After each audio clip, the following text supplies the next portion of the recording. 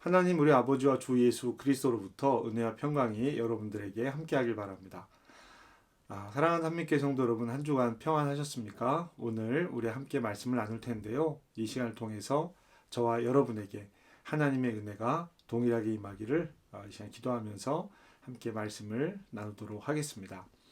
지난주에 이어서 오늘도 우리는 삼손에 대한 이야기를 나누게 될 것입니다. 지난주 우리는 영적으로 메말라 버린 이스라엘을 보았습니다. 삼손 이야기에는 특징이 있다고 말씀을 드렸어요. 다시 한번 그 특징을 생각해 보면 좋을 것 같습니다. 삼손의 이야기가 다른 사사들의 이야기와 다른 점은 첫 번째는 수태고지였습니다. 삼손의 부모가 삼손을 임신할 것이라는 소식을 전해 들었죠. 두 번째는 태어나면서부터 나실린, 구별된 사람이었다라는 뜻입니다. 그리고 세 번째는 힘이 강했어요. 다른 사사들과 비교해 보았을 때 힘이 강했습니다. 나실인은 구별된 사람이지 힘이 센 사람은 아니었거든요. 그리고 마지막으로 삼손은 홀로 싸웠습니다. 마지막까지 그랬어요. 삼손의 이런 모습이 이스라엘의 영적인 상태를 나타내는 것이라고 말씀을 드렸습니다. 영적인 갈급함을 잃어버린 세대, 기도하지 않고 부르짖지 않는 세대가 되어버린 이스라엘의 모습을 삼손을 통해서 볼 수 있는 것입니다. 아무리 힘이 강해도, 아무리 하나님의 영이 임해서 어떤 일을 하더라도 그것을 알아차리지 못한 상태가 되었다는 것입니다. 자기중심성. 우리는 삼손의 태도에서 자기중심성을 찾아볼 수 있습니다. 자기중심성은 죄라고 말씀을 드렸어요. 우리가 하나님을 떠나 죄인이 된 것은 선악과의 결과는 자기중심성입니다. 하나님을 중심에 놓은 삶을 결정하고 살아가야 하는데 그렇지 않다라는 거예요. 자기중심적인 삶을 살아가게 되는 것입니다. 삼손으로 예를 들어보자면 그런 거죠, 여러분. 나실인인데요. 나실인으로서 살아가지 않아요. 삼손의 모든 일은 자기가 판단하고 자기가 결정을 합니다. 무엇을 따라 결정합니까? 자기 마음이에요. 순간순간 자기가 원하는 일을 자기가 원하는 방식으로 삼손은 했습니다. 오늘 우리가 읽은 말씀은 삼손이 자기 마음대로 한 그 결과예요. 에나골의 사건 이후에 16장이 시작되면서 삼손은요, 가사에서 또 한 기생을 만납니다. 이 이야기는 아주 짧게 기록이 되어져 있어요. 그런데 이 짧은 장면에 삼손은 이해할 수 없는 일을 하고 있습니다. 16장 3절 말씀에 기록된 말씀인데요. 잠자리에 누워있던 삼손은 갑자기 자리에서 일어나서 성 문짝들과 두 문설주와 문빗장을 빼가지고 그것을 어깨에 턱 메고 헤브론 앞산 꼭대기로 갑니다. 그리고 무슨 일을 해요? 아무 일도 기록되어 있지 않아요. 그냥 그 이야기가 끝입니다. 그리고 나서 삼손의 이야기는 이 이야기의 절정인 들릴라의 사건으로 넘어갑니다. 이제 우리가 너무나 잘 알고 있는 삼손과 들릴라 이야기를 보게 됩니다. 그리고 이 이야기는 삼손의 최후와 연결이 되죠. 우리가 읽은 본문은 들릴라가 삼손에게 힘의 비밀을 3번 물었고 그 3번 속은 이후의 이야기를 담고 있습니다. 17절인데요. 삼손이 진심을 드러내어 그에게 이르되 내 머리 위에는 삭도를 대지 아니하였나니 이는 내가 모태에서부터 하나님의 나실인이 되었음이라. 만일 내 머리가 밀리면 내 힘이 내게서 떠나고 나는 약해져서 다른 사람들과 같으리라 하니라. 아멘. 삼손이 들릴라에게 하는 이야기예요. 내용을 보면 삼손은 하나님께서 자신을 어머니 태중에서부터 나실인으로 결정하신 것을 알고 있죠. 모르는 것이 아닙니다. 알고 있어요. 그런데 자신의 머리카락과 자신의 힘을 동일시하고 있습니다.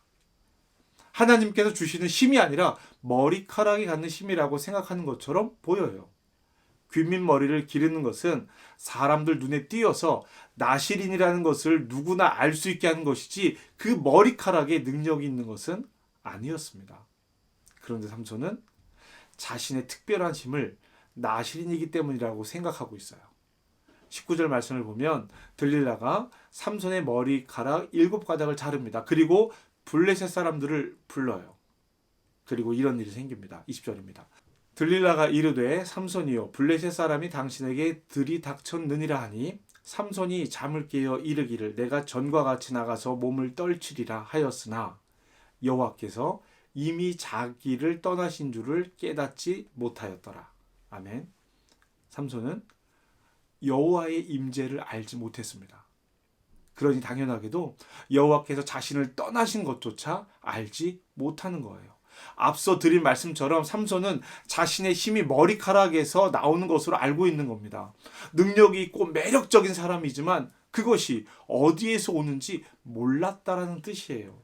그냥 힘만 중요하게 여겼습니다. 삼손은 그렇게 허무하게 잡혔어요. 눈이 뽑히고 노줄에 매어 옥에 갇혀서 맷돌을 돌렸습니다. 시간이 지나가고 있다라는 것을 22절은 이렇게 말합니다. 그의 머리털이 밀린 후에 다시 자라기 시작하니라. 그러나 머리카락이 자란다고 해서 다시 삼손의 힘이 강해지는 것은 아닙니다. 삼손의 능력이 머리카락에 있지 않기 때문이에요. 16장 23절에서 24절 말씀을 보면 그리스도인이 삶에서 신앙이 무너졌을 때, 원수의 손, 사탄의 손에 넘겨졌을 때 세상이 어떻게 그리스도인을 바라보는지 알 수 있는 내용들로 기록되어져 있습니다.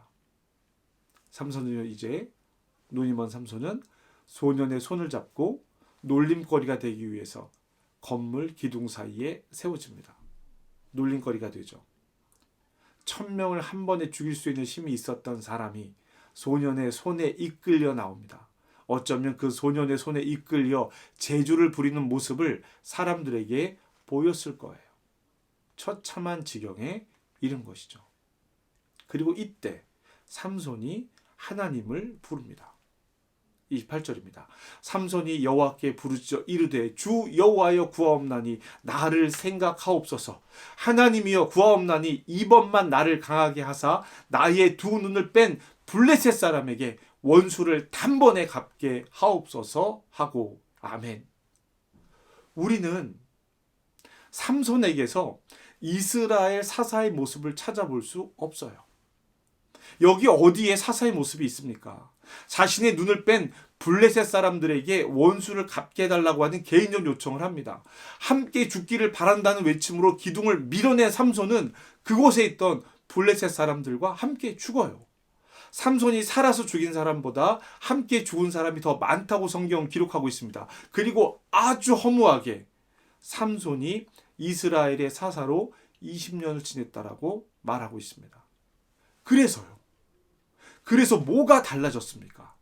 삼손 개인이 죽인 블레셋의 숫자는 많았을지 모르지만 삼손은 사사라고 불리기도 부끄럽습니다. 민족을 위해서, 하나님 나라를 위해서 한 일이 아무것도 없어요. 블레셋 사람을 죽였다? 그것만 가지고 하나님 나라의 일을 했다라고 할 수 있을까요? 그렇지 않습니다. 삼손의 일에는 어느 것 하나 하나님 나라와 민족을 위한 일이 없었습니다. 삼손은요, 죽을 때까지 그런 모습을 보여줍니다. 말씀드렸던 것처럼 삼손은 다른 사람들에 비해서 능력 있는 사람이었어요. 특별한 사람이었습니다. 그러나 삼손에게는 영적인 갈급함이 없었습니다. 하나님과의 관계가 없었어요. 마지막에 부르짖는 것도 결국 자기 자신을 위한 일이었습니다. 그렇다면 하나님께서는 삼손의 이야기를 왜 이렇게 길게 남기셨을까요? 무엇 때문에 이 말씀을 이렇게 길게 남기셨을까요? 지난주에도 말씀드렸지만 삼손은 마지막 사사입니다. 사사의 이야기는 대부분 전쟁으로 이어지지만 사사는요, 전쟁의 장수의 역할을 하는 사람이 아닙니다. 사사는 재판한다, 다스린다는 뜻을 가지고 있어요. 독일어 성경의 이름이나 영어 성경의 이름은 바로 그런 뜻을 표현하고 있습니다. 전쟁의 지도자가 되기도 하지만 사사의 가장 큰 역할은 판단하는 사람입니다. 삼손이 20년 동안 사사로 있었다라는 것은 삼손이 20년 동안 이스라엘의 중요한 일을 판단했다는 뜻입니다. 재판관이라는 뜻이에요. 그런데 여러분, 지금까지 삼손의 이야기를 보면 삼손이 재판관의 역할을 했을까요? 만약 했다면 올바르게 했을까요? 저는 전혀 그렇지 않다고 생각합니다. 이스라엘도 하나님께 구하는 것을 잃어버렸고 블레셋이 자신들을 다스리는 것을 당연하게 여기고 있습니다. 삼손을 붙들어서 블레셋에게 넘겨주는 것을 보면 알 수 있지요. 삼손도 그렇죠. 삼손의 이야기에는요, 이스라엘은 없습니다. 삼손의 특징 중 마지막 하나가 뭐라 그랬죠? 홀로 싸운다라는 거예요. 삼손이 힘이 세기 때문에 홀로 싸운 것이 아닙니다. 삼손의 역할을 따져보면 삼손은 홀로 싸우면 안 되는 사람이에요. 그런데 홀로 싸워요.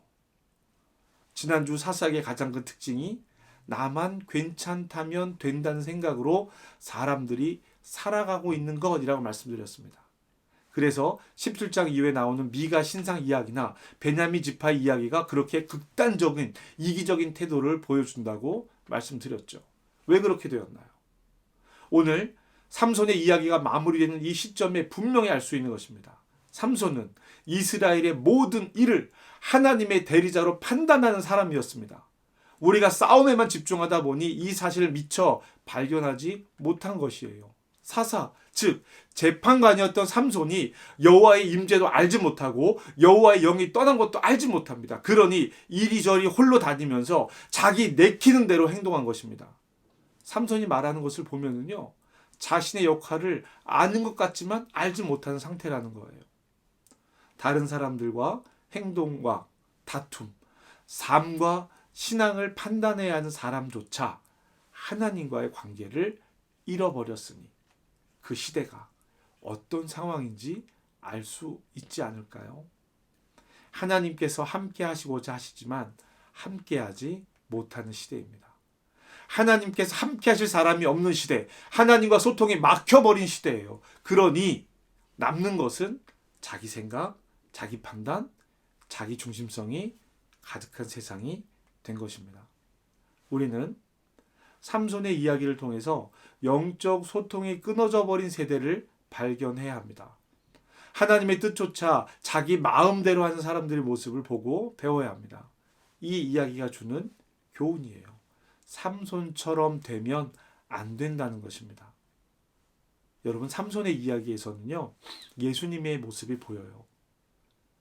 가사의 기둥과 문설주를 뽑아들고 헤브론 앞산으로 올라가는 것을 보면 예수님께서 십자가를 지시고 골고다 언덕으로 가시는 모습과 비교해 봐도 좋을 내용입니다.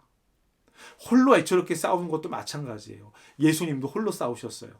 제자들이 있었지만 예수님께서 돌아가실 때까지도 제자들은 그 뜻을 알지 못했습니다. 들릴라의 3번의 유혹은 베드로의 3번의 부인과 겹쳐 보이기도 합니다. 그런데 여러분, 결과가 달라요. 삼손의 죽음은 다 같이 죽는 죽음이었습니다. 그러나 예수님의 죽음은 어때요? 모두를 살리는 죽음입니다.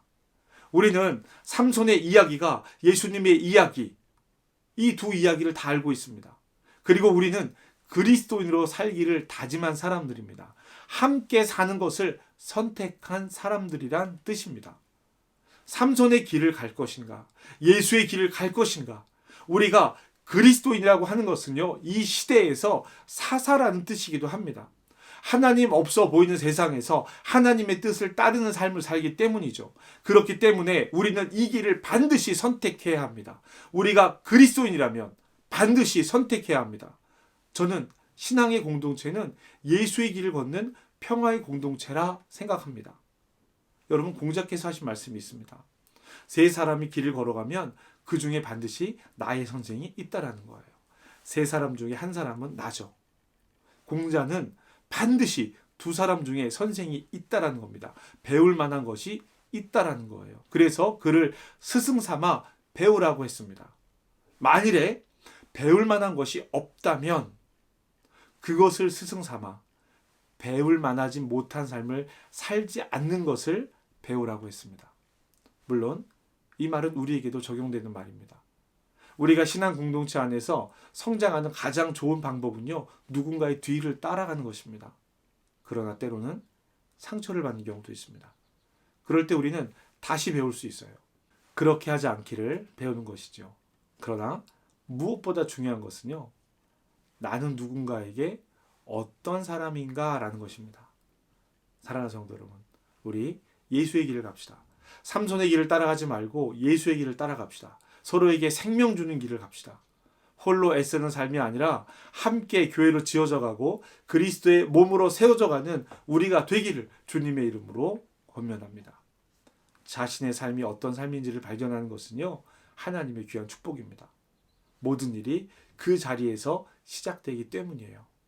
그 출발선에 함께 서시는 저와 여러분 되시기를 주님의 이름으로 축복합니다. 기도합시다. 하나님, 세상은 삼손의 길을 더 좋아합니다. 더 많은 능력을 가져야 한다고 하고 그것이 자신을 드러내는 길이라고 말합니다. 그러나 하나님은 우리에게 예수의 길, 생명을 살리는 길로 가자고 말씀하십니다. 하나님, 주님의 길을 따르는 주님의 제자가 되게 하시옵소서. 주님, 더욱 기도하는 것은 내가 어떤 삶을 살 것인지를 결정하게 하여 주시옵소서. 나를 통해 예수의 길을 따르는 이들이 있기를 간구합니다. 주님, 우리를 도와 주시옵소서. 예수님의 이름으로 기도합니다.